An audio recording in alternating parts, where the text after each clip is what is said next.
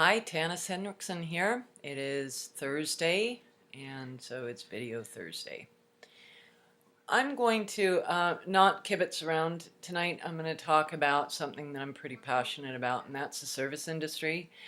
And I'm going to talk about it because that's where I shine, and I always have. And so I was talking to my mentor the other day, and we were talking about my past and what I've done, and I started doing this storytelling and got completely engulfed by my passion for what I have been doing all along. So I'll tell the story of the hotel in Edmonton, Alberta, Canada. I worked for Coast Hotels when I was about 22 years old, and I worked from 11 to 7 Monday to Friday in a lounge. That in the evening it was a piano bar, beautiful lounge, glass and brass and the like. Now, that's going back 30 years now or more, 35 years. And so the revenue that they were bringing in at the time was $300. And I don't know how many it would seat. I'd say 200 people. So anyway, when I came in and I got hired, I took their revenue from $300 in a lunch hour. I'm talking about like lunch hours to $800 in a lunch hour over 30 years ago. I never did the upsell. Do you want Grand Marnier with your coffee or anything like that? That was never has been me. I never did that. But I'll tell you what I did do. I used to take cards, the business cards of people, of the clients, and we were attached to a business building. The hotel was attached to a business building, and it was in a business kind of an area, just when you're leaving Edmonton. So I would get their business cards, and I would ask them what their favorite lunch is. I remember one guy said peppered cheese omelet. And so I wrote that on his card. And somebody else said Chinese food. So I wrote that on their card. And then I would phone them and say, guess what we're having today? Because I would go to the chef and say, this is what I want. And so every once in a while I got that. We got so busy that I had to have my own chef, my own patissier, my own everything.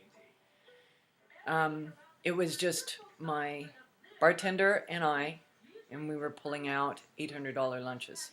Huge, huge. I recall a gal that used to come in at night that would stand around, and she didn't want to cater to people's needs if they weren't uniformed with what we had. For instance, I think we had Coke on tap, and this one woman who came in with a group of teachers wanted Pepsi. So I would go down the hall, like every good hotel has got a little shop, so I would go and get her a Pepsi. Duh. And so I recall her saying to me, I'm not an effing maid. And uh, I can't tell you how that went through me like a knife.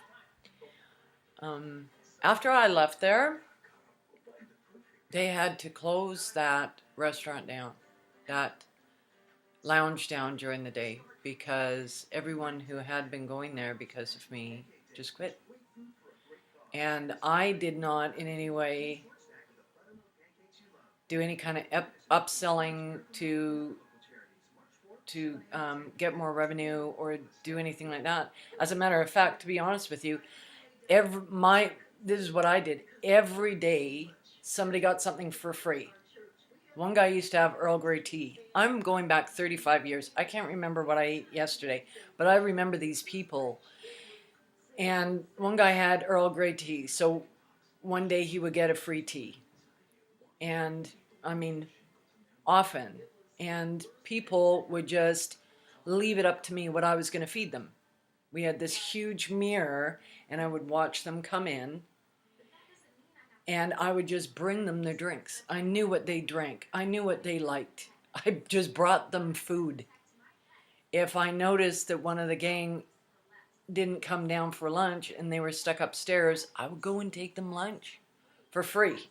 I mean, it's what I did. And guess what happened? I had $800 lunches. Nobody questioned me, ever. The general manager, that people in management were afraid of him. And that is the person that I used to talk to all the time, was the general manager. I was like 23 years old. So really, the moral of the story is that what we're doing here, what is being taught to us through MLSP, should be taught to everybody in every service industry, period. And when you sell anything, when you offer anything, when you do anything for anyone else, it should always be in the manner of giving. It should always have that coming first. My cleaning business, I have a cleaning business. Am I a maid? No, I'm not a maid. I'm a I've had clients say, what do you want us to call you? I said, well, we're caterers, because that's what we do. And I'm at a point where I don't keep clients if they're not good to my staff. If they call them maids or treat them like maids or get them to, do things that are dangerous to their health, or, just off, getting on a ladder or using lye, or, I just don't accept it. And I fire clients. I get rid of the client. I'm not going to have my staff being treated like that. But I'm not going to have my clients treated badly. I'm not going to charge them extra for cleaning the windows once in a while. I'll go in and just for a present, I'll do 3 hours of work on windows while my girl is cleaning. And, I've kept my clients for the entire time that I've had the business. And that's why. Has my people screwed up? Oh, they've screwed up plenty. I've gone through more staff than anybody ever, but I mean, that's part of this industry. People not showing up, people doing a crappy job. My clients stay with me because they rely on the fact that no matter what it is, I'm going to fix it. And not only do I fix it, but I make it better. If something is broken, I don't care. I just go and replace it, even if it's something worth $2 that they didn't want anyway. I go and replace it, or I do something. Like every year, I make cards for all my clients. I make them with my hands.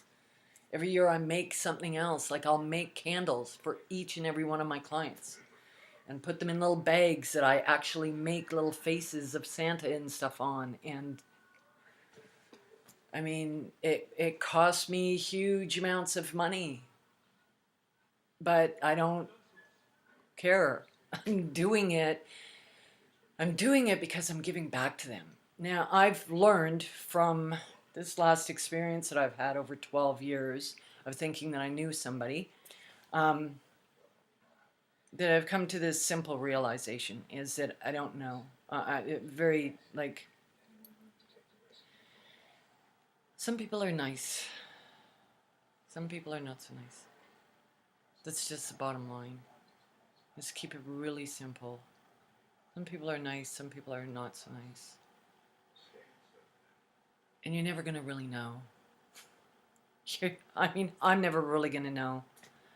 So I know that I need to know exactly where I am, in what direction that I'm going in, that my feet are planted firmly, and that whoever is in my circle, I'm taking care of. I always have. Nobody had to tell me. If somebody drops something on the floor, I don't care that they dropped it on the floor, I'm going to pick it up. Is that a little codependent? I don't know. But it's created this huge success for me in all of my past and my present businesses. Anything that I've done, as long as I've done it with the other person coming first in business that I'm catering to, when they came first, I came first. I always came on top. So, You know, I love fooling around. I love putting on the glasses and doing all that stuff. I'm sure I've got some somewhere. And if we can just, if we want to throw some crazy making, here's my new glasses. Here's some. But I mean, I really want you to take me serious because it's an important lesson. Not just because I think it's an important lesson, it's an important lesson. And you know, I'm 50 years old. I've been working since I was 16, and I can tell you that's how I did it. That's how I got people to follow me.